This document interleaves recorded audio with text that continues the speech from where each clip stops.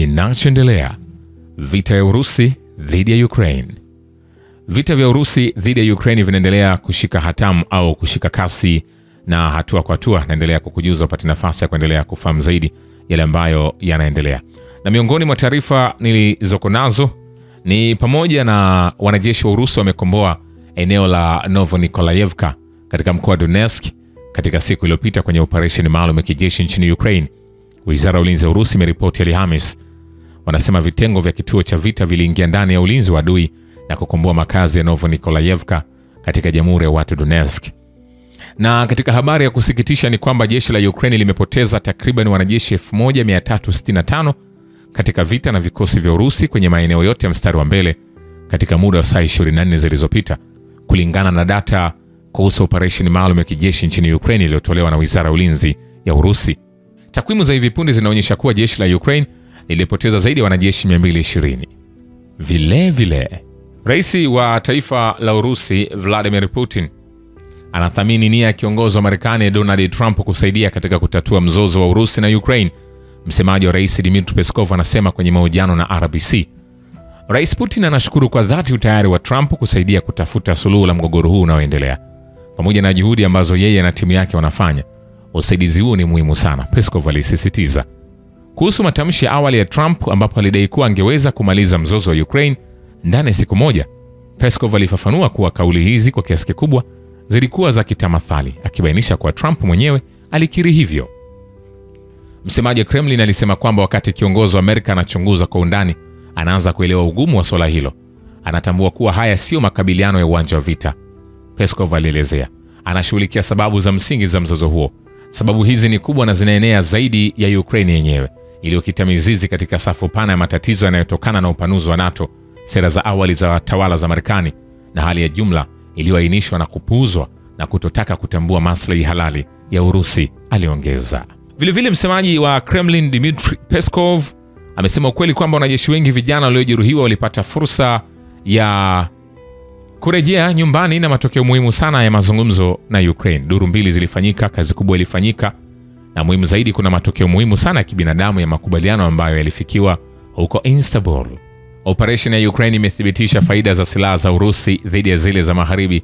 Naibu katibu wa Baraza la Usalama la Urusi Alexei Shevtsov anasema kwenye mkutano wa makatibu wa Baraza la Usalama la Shirika la Mkataba wa Usalama wa Pamoja, ni muhimu kuendeleza ushirikiano wa kijeshi na kiufundi katika mfumo wa CSTO. Faida za silaha za Kirusi juu ya analog za Magharibi zilithibitishwa na operation maalum ya kijeshi.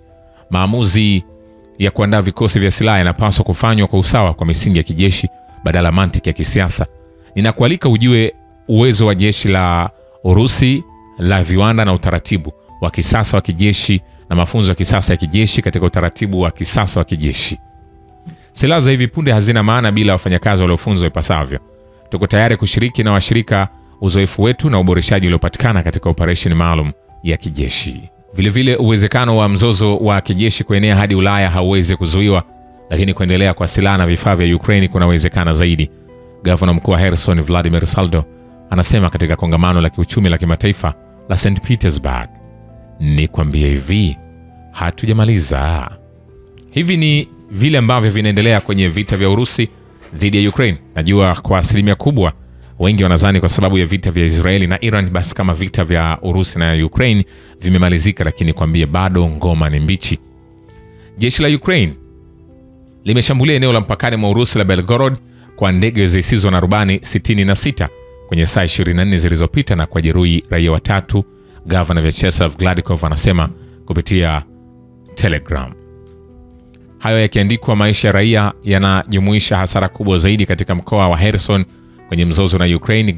Gavana Vladimir Saldo anasema kwenye kongamano la kiuchumi la kimataifa la St. Petersburg, bila shaka kupoteza maisha ya binadamu ni uharibifu mkubwa zaidi. Kuna zaidi ya raia 1000 ambao wamekufa au kupata majeraha. Hata uharibifu mkubwa zaidi bila shaka umesababishwa kwa watu wetu ambao wamelazimika kuondoka katika eneo lao ambao wameishi kwa karne nyingi. Uharibifu wa mali unaendesha mabilioni ya rubles, alisema. Tumeandaa ombi sambamba kwa kamati ya uchunguzi ya shirikisho la Urusi kuchunguza uhalifu huu wote. Tutaomba kukata rufaa kwa taasisi za kimataifa za mahakama. Hata hivyo, mazoezi yanaonyesha na tumeshuhudia zaidi ya miaka hii yote michache iliyopita kwamba shughuli hii yote bila shaka ina maana fulani, lakini ina mwelekeo mdogo sana, lakini tutatumia muda zaidi na kuchukua jitihada zaidi za kujenga upya uchumi wa gavana wetu wenyewe, alisema. Kikundi kingine cha wanajeshi wa Urusi kimerudishwa kutoka kuwa wafungwa wa Kiev. Wizara ya Ulinzi ya Urusi imesema mnamo Juni 19, kwa mujibu wa makubaliano ya Urusi na Ukraine yaliyofikiwa Istanbul mnamo Juni 2, kikundi cha wanajeshi wa Urusi kilitolewa kutoka ufungwa wa Ukraine kwenye eneo linalodhibitiwa na Kiev kwa kubadilishana. Kundi la askari wa Ukraine lilikabidhiwa. Wanajeshi wa Urusi kwa sasa wako Belarus, ambapo wanapewa usaidizi unaohitajika wa kisaikolojia na matibabu. Shabaha ya juu ya Urusi imebainishwa.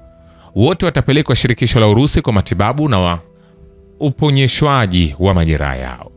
Vilevile, msemaji wa wizara mambo ya nje ya Urusi Maria Zakharova anasema mabadilishano ya wanajeshi waliougua sana na waliojeruhiwa pamoja na wanajeshi vijana walio na umri chini ya miaka 25 kati ya Urusi na Ukraine yanaendelea.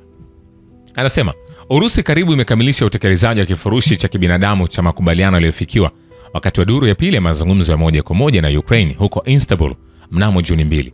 Kama unavyojua, tulipanga urejeshaji wa maiti 6,000 kama ishara ya nia njema. Sasa maiti 6,060 za wanajeshi wa Ukraine waliofariki. Kwa upande wetu tulipokea maiti 78 za wapiganaji wetu wa ulinzi wa Urusi. Miili mingine 2 ya ulinzi ya Urusi imeidhinishwa.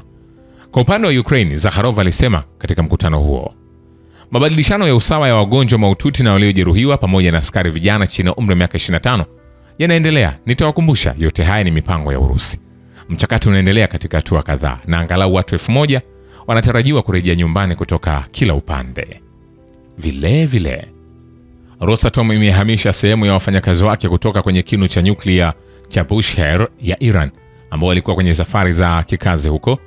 Afisa mkuu mtendaji wa shirika hilo Alexei Likachev anawaambia waandishi wa habari kando ya kongamano la kiuchumi la kimataifa la St. Petersburg. Na nikwambie, mkataba wa kina wa ushirikiano wa kimkakati kati ya Urusi na Iran haujumuishi kipengele cha usaidizi wa kijeshi wa pande zote. Zaidi ya hayo, Tehran haijaomba msaada huko kutoka Moscow. Msemaji wa rais wa Urusi Dmitry Peskov anasema wakati wa mazungumzo yake na wakuu wa mashirika ya habari, rais wa Russia Putin aliulizwa ikiwa Urusi itatoa msaada wa kijeshi kwa Iran na akajibu kwamba kwanza kabisa Iran haijatuomba msaada huo, na zaidi hayo mfumo wa makubaliano yetu yaliyopo na Iran yenyewe haujumuishi kifungu chochote cha usaidizi wa kijeshi wa pande zote katika hali kama hizo. Hakuna masharti kama hayo, msemaji Kremlin alisisitiza. Walakini uungaji mkono wa Urusi kwa Iran ni dhahiri, Peskov alibaini. Vilevile, msemaji wa rais wa Urusi Dmitry Peskov ametoa maoni yake kuhusu uwezekano wa Marekani kuingilia kati mzozo wa Iran na Israeli, akibainisha kuwa ushiriki huo unaweza kupanua wigo wa kijiografia wa mzozo huo na kuanzisha awamu mpya kuongezeka. Akijibu swali, Peskov alisema hii inaashiria kupanuka kwa jiografia ya mzozo. Anasema tunasikia kutoka Teheran kwamba hii inaweza kusababisha kuongezeka kwa hatari nyingine. Urusi inadumisha mawasiliano ya kila siku na pande zinazohusika kwenye mzozo wa Mashariki ya Kati, huku kukiwa na mvutano unaoongezeka kati ya Israeli na Iran. Mjumbe maalum wa rais wa Urusi katika Mashariki ya Kati na Afrika Mikhail Bogdanov anasema mawasiliano yanaendelea kila siku, alisema alipoulizwa kuhusu swala hilo. Shukrani kwa Babu Kivita na Historia ya Dunia. Mimi ni Richard Shio, The Rich Voice. Ni follow Instagram na TikTok kama Rich Voice Official. Asante.